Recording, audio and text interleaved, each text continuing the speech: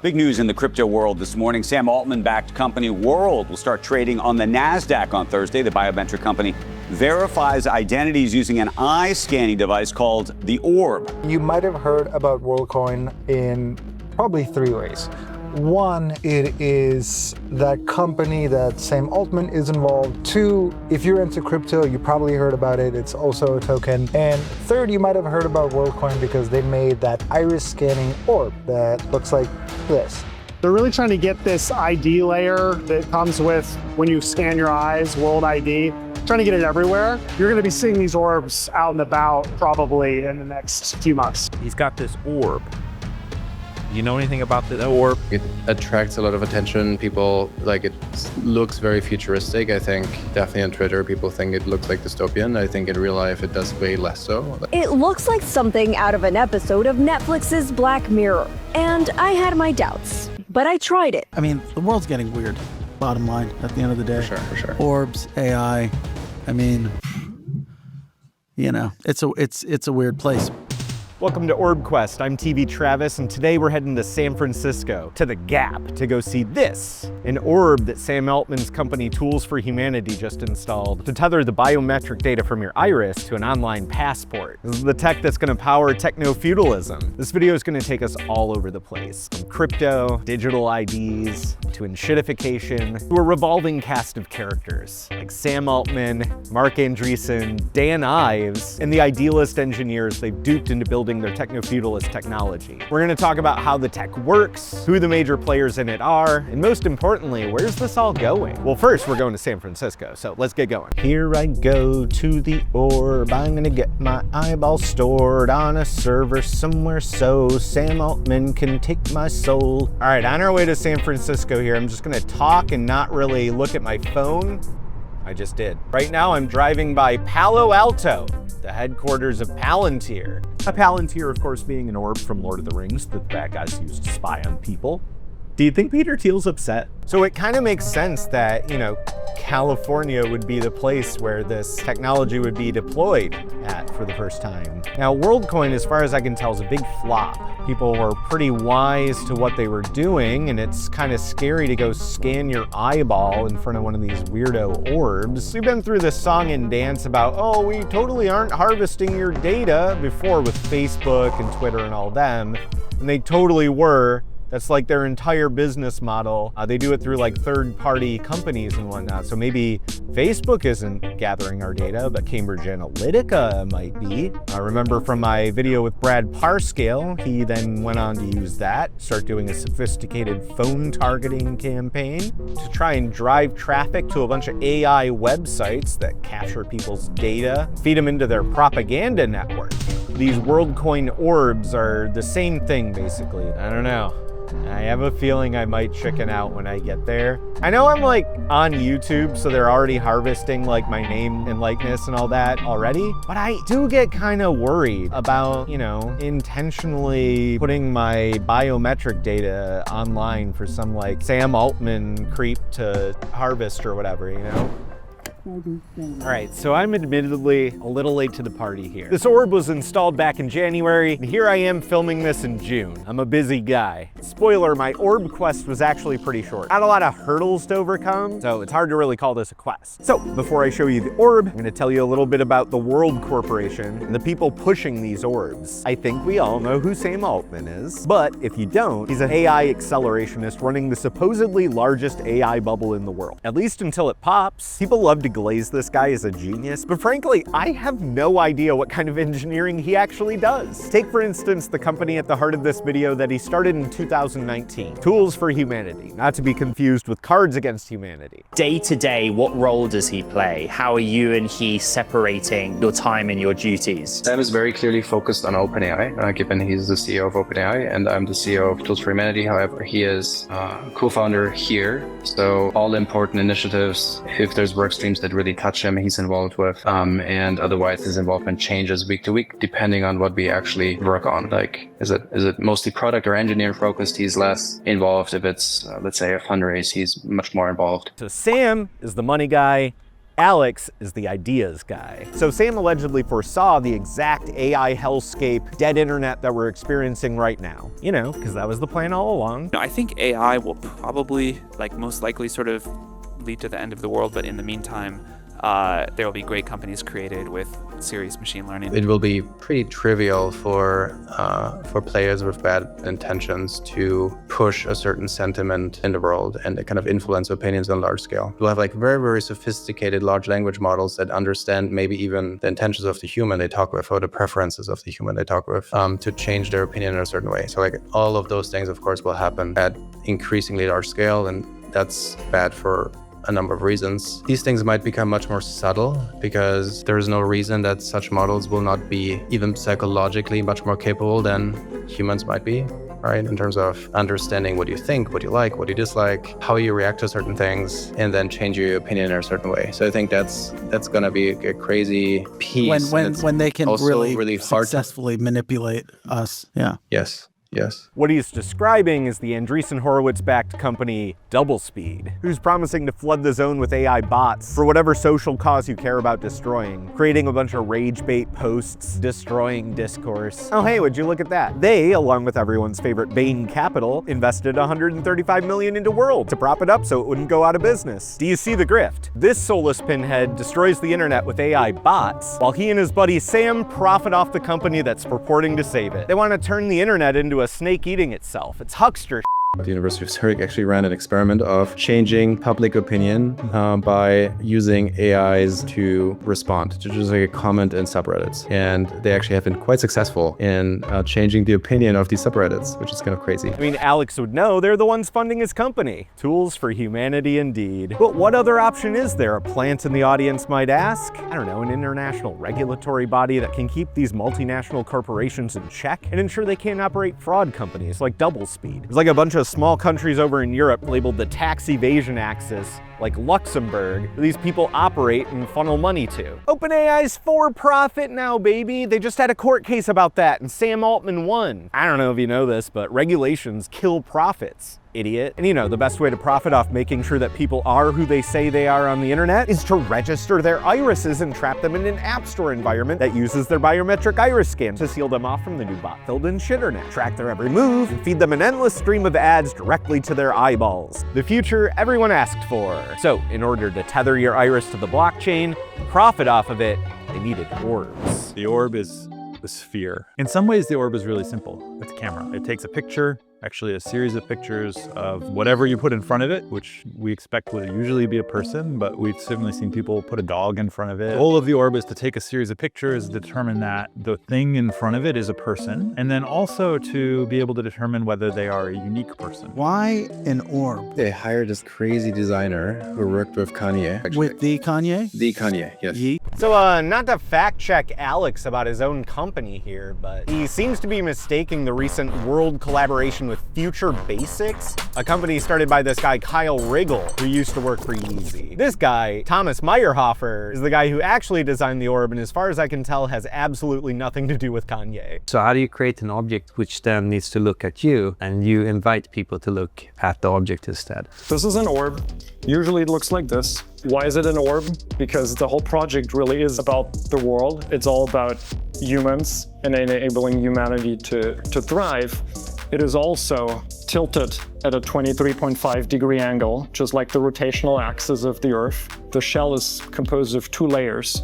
You have an inner layer that is chrome, but then you have an outer transparent layer, which may or may not represent the atmosphere. In the front, there is several multispectral sensors that across the electromagnetic spectrum that can verify that somebody is a real human without having to touch it. It issues a proof of human certificate. But at its heart, it's just a camera that takes those pictures and then analyzes them to confirm that you're a person. It really is just, I mean, it's a photo. It's a photo of your face with like a huge zoom basically at the eye. So it's like, it's not, yeah, it's nothing. Got it. How they do it is basically they have this giant orb device that just scans your eyeball, and then that scan gets turned into a biometric hash that represents your iris and your eyeball, and then that hash basically gets uploaded to a centralized database. Those images are analyzed on the orb. It's a fairly high performance NVIDIA-based computer, if you will, inside of the orb. How do we save this data, this personal data, say? Yeah, we don't actually.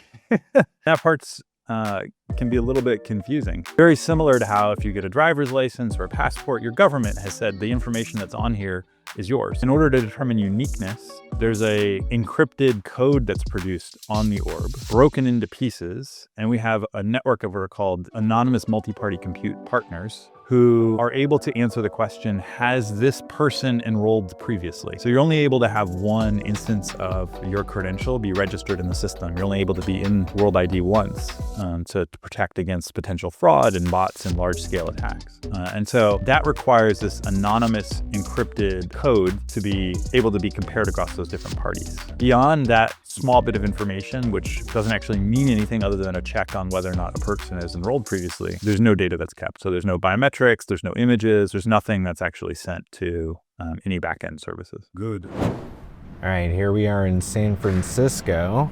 Time to get our eyes scanned by the orb. Here we are.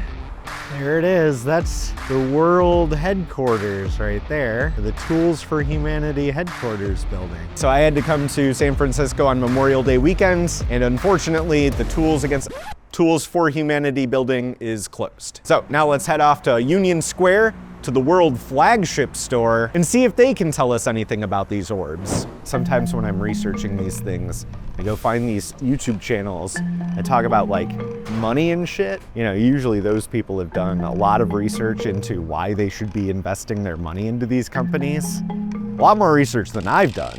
You know, you follow the money, you figure out where the funding is coming from and who wants these technologies and why. So that's what I did. And I find it inadvertently says a lot about the mindset behind the people investing in these technologies. See, if you strip the capitalism out of these investment videos, you get to the real ideology behind the capitalism, power and control. So as I walk, I'm gonna let the early stage investor sum it up for us. How can we be bullish on the world token? Well, here's just one example, right? The enormous clothing company Gap and World, bridging the gap between humans and technology, live at Gap, Chestnut Street, San Francisco. Who is in this picture? We have Sam Altman, the creator of OpenAI, which has something like an 80% market share when it comes to artificial intelligence, large language models. They own ChatGPT, and the creator is marketing Worldcoin to companies like Gap. Every company on the planet will take the phone call from Sam Altman. All he has to do is integrate Worldcoin into ChatGPT and we get massive adoption. Worldcoin verifies proof of humanness. That is what its purpose is. Today we're talking about orbs and how massive it is, that it is totally tied and linked to the upward trajectory of this asset that one of the most powerful, richest people on the planet is marketing aggressively to massive organizations. Infinity by Orbs addresses proof of human authentication at scale to a wide range of industries, including finance, advertising, gaming, and government. Again, everyone will answer the call. Sam Altman, he's going to be marketing this service to everyone, to every massive company, including obviously OpenAI and Microsoft, which owns a big chunk of OpenAI, and NVIDIA, which owns a chunk of OpenAI. What else can I say? Dude's got it all figured out. I'm just going to let him keep cooking while I walk. Obviously, he owns AI. He owns the power plants that are going to power AI, but he also wants to own the human network,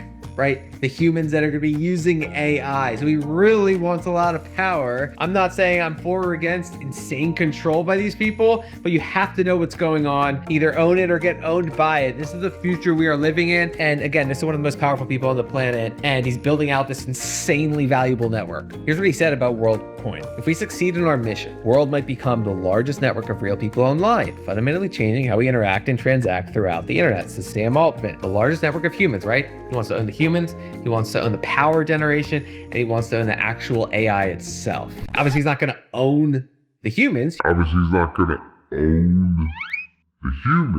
love it when they do that little pause and realize what they're saying, and then they go, I'm not saying they want to own humans. Very funny. The orb actually doesn't own people's personal data. All it does is verify humanness. Once the humanness is verified, the human could take their data and monetize and use it in the world app. Here's where some alarm bells should be going off for anybody who's read Cory Doctorow's book, Enshittification. So World just kind of lays out their enshittification plans for the world to see in this April 16th, 2026 blog post titled The Revenue Potential from World ID. One way to capture the value created by a proof of human protocol is to charge for the benefits that accrue to the applications that use it. World ID 4.0 enables such a mechanism, which means that applications might have to pay a fee for using the World ID credential while ensuring that it remains free for users. Protocols like World ID make these credentials usable by applications while ensuring the credential issuers can charge fees for the credentials if they so choose, aka pass that fee along to the consumer. I think that's like step 2 of enshittification. They say that World ID fees can consist of 2 components. A credential fee. Each credential issuer, say the World Foundation for the Orb credential, enterprises or institutions for their credentials, can set and receive a fee for their credential. This ensures that credential issuers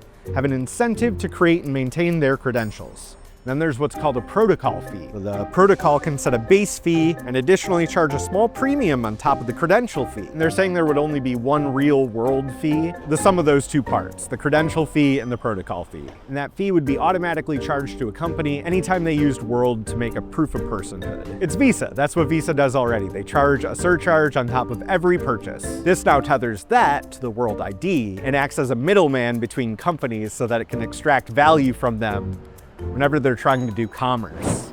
Okay, so what exactly is the World app? Well, you know exactly who I'm going to cut away to right now. And the World app is a whole other can of worms. It's brand new. Nearly 1 year after the launch of mini apps, developers across the globe have built over 500 mini apps on World, right? So developers across the world building metaverses and use cases in the new digital world that's being built out. Obviously, the World app is going to be a huge part of that. Another way is Sam Altman kind of owning the future, right? The future is the metaverse. It's the digital world. It's where real humans can come and create businesses and create value, right? So imagine when ChatGPT starts to create metaverses within the World app. We have a digital universe. We have real humans attached to it. It's powered by AI. It's powered by Oklo. That's kind of the vision. I believe there was recently a court ruling that made it so that Apple has to include app stores on their app store. So you can download an app store from the app store and get apps through like a third-party app store on your phone, which is of course what World's trying to do. You know how Apple does their like face scan and thumbprint biometric data capture to like log into things? So imagine to access the Apple App Store, you had to register your thumbprint with their thumbprint ID.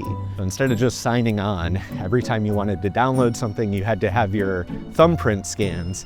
And they'd know exactly what you were downloading, when, etc. That's what the World app is. We're trying to make it so that all these apps have to run through a third-party verification system, their biometric data, the World ID, in order to be able to access apps. Obviously, all the other tech companies are going to follow suit, and our entire online existence is going to be tethered to biometric data. Fun. Then they essentially own your ID and your passport. Obviously, he's not gonna own the humans. Frankly, I don't feel comfortable with like a private company owning that stuff. Oh, look. Presumably, the idea is to get a government contract so that they effectively have a monopoly on online IDs. That's the goal with all these tech companies, right? Is to get a monopoly. Once you get a monopoly, you get regulatory capture. So you get your nice, cushy government contract to sell all the biometric data to the government and manage all of their online passports. Something a private for-profit company should be doing, right? Now they're comparing themselves to Clear. Systems like this are already being used all around the world today. The company Clear, the TSA PreCheck service, also uses iris scans. Yo, is that supposed to make me feel safe? You may have seen this guy in this video. That's Adrian, the head of digital safety and security over at World. And listening to Adrian talk about this technology makes me far less worried about the whole biometrics of it. The people working on this technology, for the most part, appear to be idealists. I like Adrian. He reminds me of my brother if he had long hair. People like Adrian and Alex Blania, the CEO of Tools for Humanity and World, believe, somewhat naively, that technology will lead to more freedom and less hierarchical control. That by quantizing your identity, turning your biometric data into a layer of security between you and the digital world, what they're doing is actually going to be a benefit to humanity. I mean, I feel bad calling these people naive, but in his book, The Score, How to Stop Playing Somebody Else's Game philosopher Thi Nguyen says, the purpose of modern institutions is to build infrastructure for what he calls value capture. That's what happened to Alex and Andreesen. Their values were captured by what Nguyen calls the 4 horsemen of bureaucracy. The first horseman is mechanical rules. How's this for a rule? To exist online, you need an online passport. The second horseman is replaceable parts, or the process of commodifying and treating everything and everyone within the system as entirely interchangeable. The third horseman is Alex Blania's least favorite,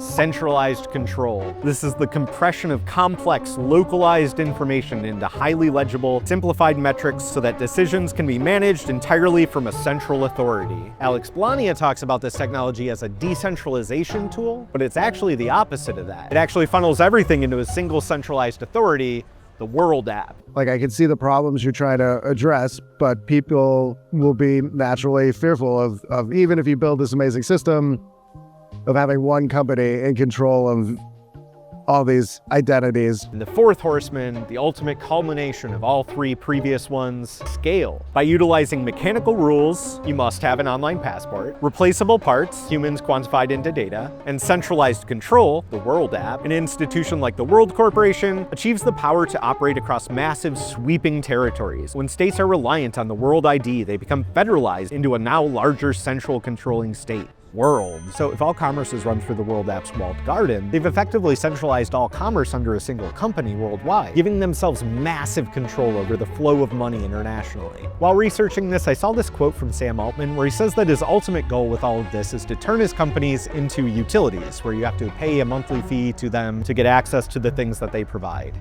We see a future where intelligence is a utility like electricity or water, and people buy it from us on a meter and use it for whatever they want to use it for.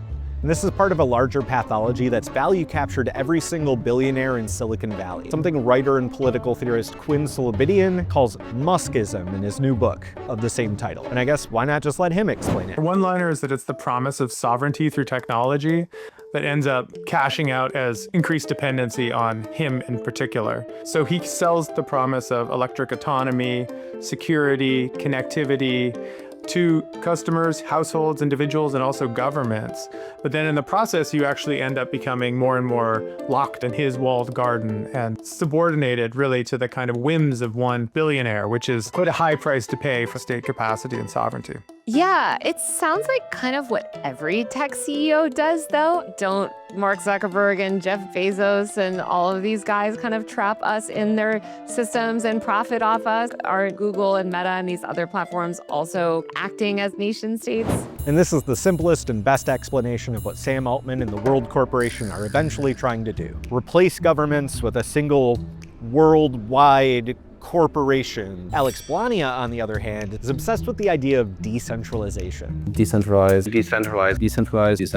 Something that he very much misunderstands. In his book, Seeing Like a State, the anarchist James Scott explains that states are actually just large-scale data collection operations that then act on that data at scale. And multinational corporations like World operate on the same principle. When people like Alex Blania use the word decentralization, what they think they're talking about is removing the centrality of the state in our lives. These are American libertarian projects, after all, so to them, government is bad and exists only to tell good businesses like World what they cannot do. By deregulating, we can escape the totalitarian control of the state, the classic mindset of a capitalist. But inevitably, the further you go down the path of free market capitalism, the more you realize it's all just leading back to the East India Trading Company. See, after chattel slavery ended, the question, how do we legally own people, has been the pet project of all the richest people in the world ever since. That's what's going to happen with the bots, is you're going to end up overseeing an org chart of bots.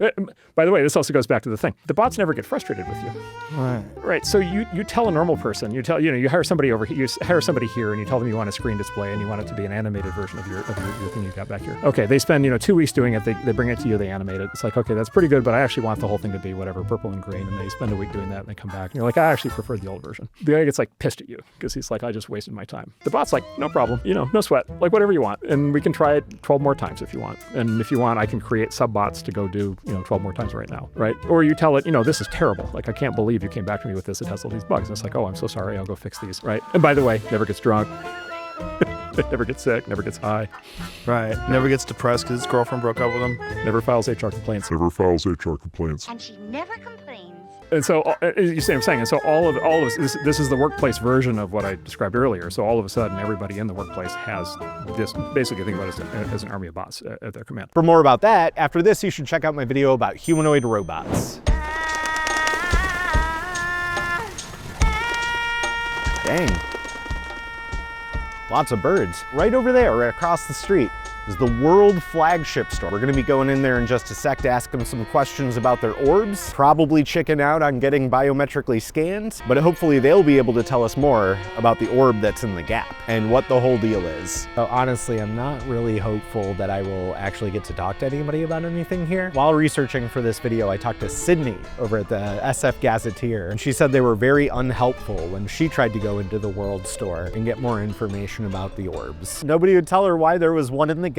And Sydney's the person who wrote this article, which I read back in January, that sparked my initial interest in going on this Orb Quest to begin with. She's actually written a few articles for the SF Gazetteer about the orbs, obviously the one about the Gap collaboration, and then the second one about the Future Basics collaboration. You know, the company started by that former Yeezy guy, Kyle Riggle. So if you enjoy this video, to those articles in the description, so you can go check them out afterwards. So yeah, I'm not expecting to get much from them, but who knows, maybe we'll get some good B-roll. I don't know why I'm nervous to go into this place right now. Maybe because I think they're probably gonna try and harvest my data. But I don't know. Let's go in. Yeah, basically as unhelpful as I thought it was gonna be. They said I couldn't film in there. Sydney at least got to film. It makes me think they just continue to get worse and worse press out of this, and they're just immediately skeptical of anybody asking questions about their product, as they should be. And basically I just kind of went in there and was like, how do you stop it from doing a double verification on a second phone? You know, just to see if they could explain how zero knowledge proofs work to me in there. They couldn't. All right, that wasn't very fruitful. It's not very useful to me for this YouTube video not to be able to film inside of the World store. So I guess now it's time to head over to the Gap. Marina Gap. All right, so on our way to the Gap, let's actually talk about their World partnership, because there's basically zero public evidence for their partnership outside of this X post from last November. Recently, Trevor Traina, World's chief business officer, who I simply don't have the time to cover in this video, told the Wall Street Journal, "I think we're right at the precipice right now of the moment where we don't have to say anything, where our partners are gonna do all the talking." Allow me to translate that for you. We know what we're doing is unpopular, so World's just gonna hide in the background while these trusted brands like the Gap convince you to hand over your biometric data, which is just what they've been doing already. We're expanding access to Orbs through self-serve verifications. Think of these as Orbs inside existing retail locations, so your neighborhood convenience store or local coffee shop like you see behind me. These enable people to both discover the project through seeing an orb in a retail environment, or specifically going to that retail store with the intent to verify with an orb. These partnerships are key to scaling the orb locations and getting more distributed in a region. World has operated outside of the United States for a while before finally launching here last year. But what's shifted, obviously, is the Trump administration, right? You've got David Sachs, you've got a lot of people in the White House who are now wanting to be friendly to crypto. That played a big role in giving them the confidence to turn this on in the US. As of writing, World has about 33 million users, with 18 million verified World IDs, but only 1.1 million are in North America. They initially targeted people in developing nations, offering them like a gift card's worth of Worldcoin in exchange for scans of their eyes, which some people have called deceptive and exploitative. Fair.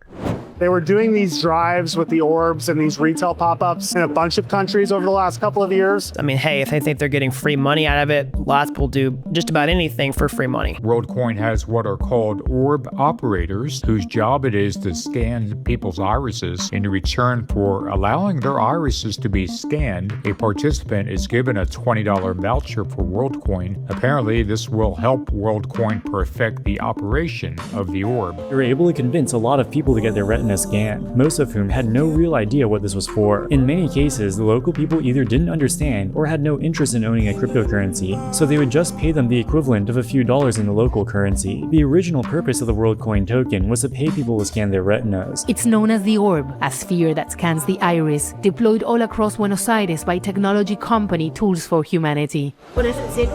Lorena Potosi works as a seamstress and came to get her iris scanned at the subway. In exchange, she'll be paid 25 world coins, a cryptocurrency worth around $60. Ahora estoy sin trabajo. There's almost no work, and now I have nothing, and maybe next week I'll make some money.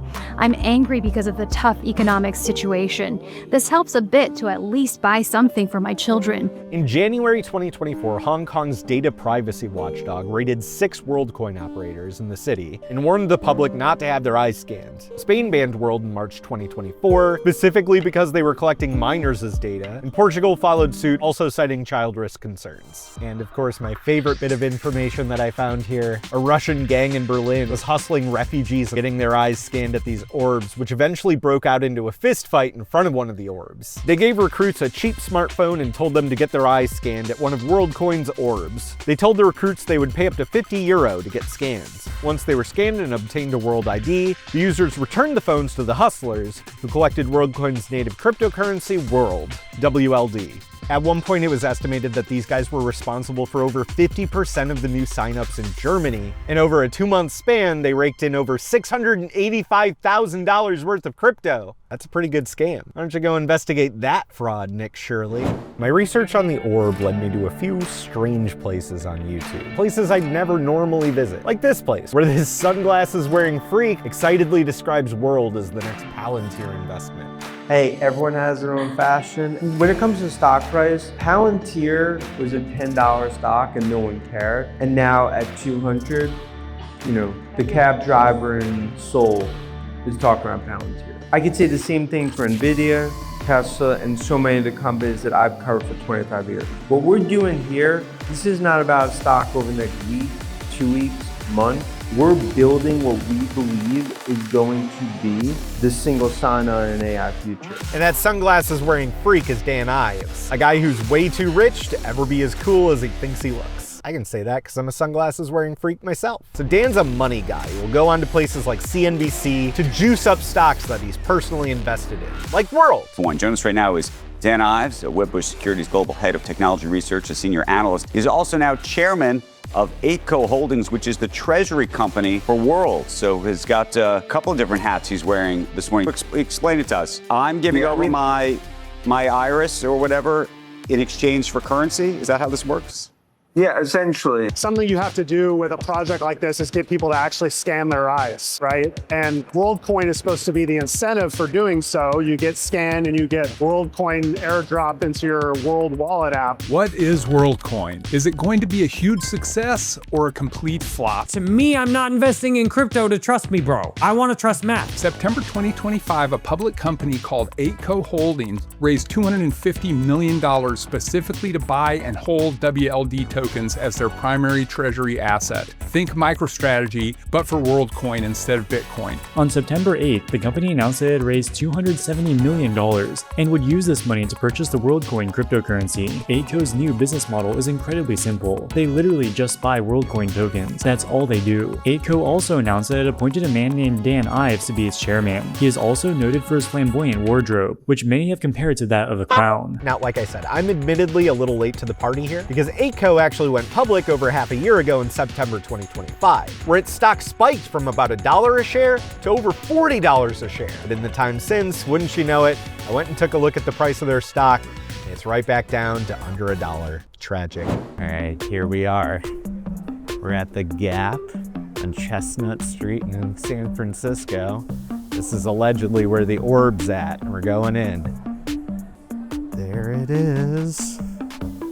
That's the Orb, huh? Okay, so Orb Quest is complete. We found the Orb. Let's put our eyeball in here.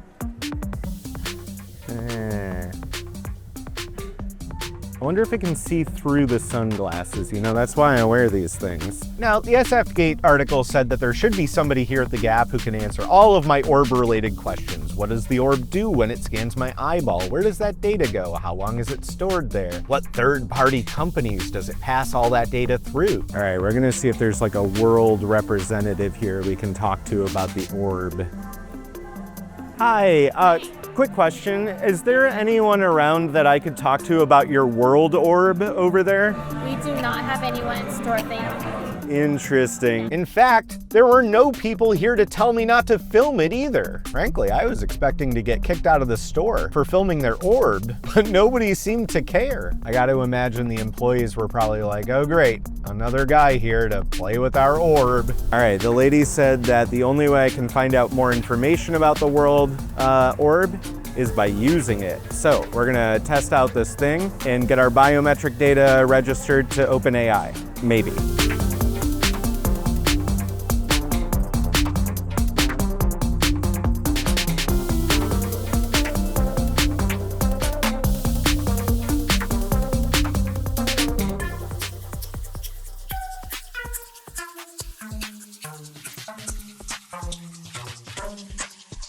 I have decided I'm chickening out. I'm not gonna scan my eye in the orb. I'm not gonna give them my biometric data. What I am kind of interested in though, seeing, you know, what other people might think about this world's orb here, and if they'd be willing to like scan their eyeball in it, you know? Or if anybody's even heard of it. I know, you never know, but I'm an unfortunate sucker.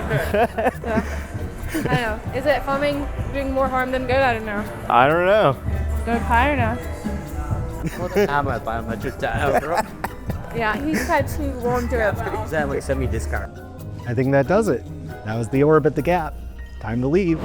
That was it. That was the orb at the Gap. Kind of disappointing. I can't believe I chickened out on scanning my eyeball. Oh well. So I was just in there filming and this person saw me and they asked the store attendant, what's with the orb? What's that guy filming over there? And they were like, oh, it like scans your eyeball and gives you a passport online or something. And the person was immediately just like, oh, I'm out. Nope, no thank you.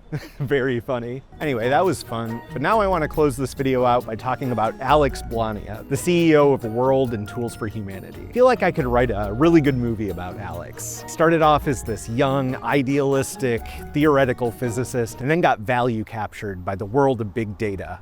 In this interview with the Scoop podcast, Alex describes what Tools for Humanity is doing as cypherpunk, not to be confused with the science fiction subcategory cyberpunk. Even though the first gut reaction is like a very different one because it's biometrics, I think like Worldcoin is actually the cypherpunk alternative to using KYC, government identities. Now, cypherpunk is a cryptography movement that started in the 1980s by a bunch of anarchists who wanted to encrypt everything, didn't trust anybody, and definitely never would have scanned their eyeballs into a corporate database. The original cypherpunks were advocates of extreme privacy with a fierce resistance to centralized authority. It seems there's often the people who are the biggest cypherpunks out there, you know, people who are really deep into crypto, who actually have like in some ways the most violent gut reaction against what you're doing. You would think it would be the other way around, right?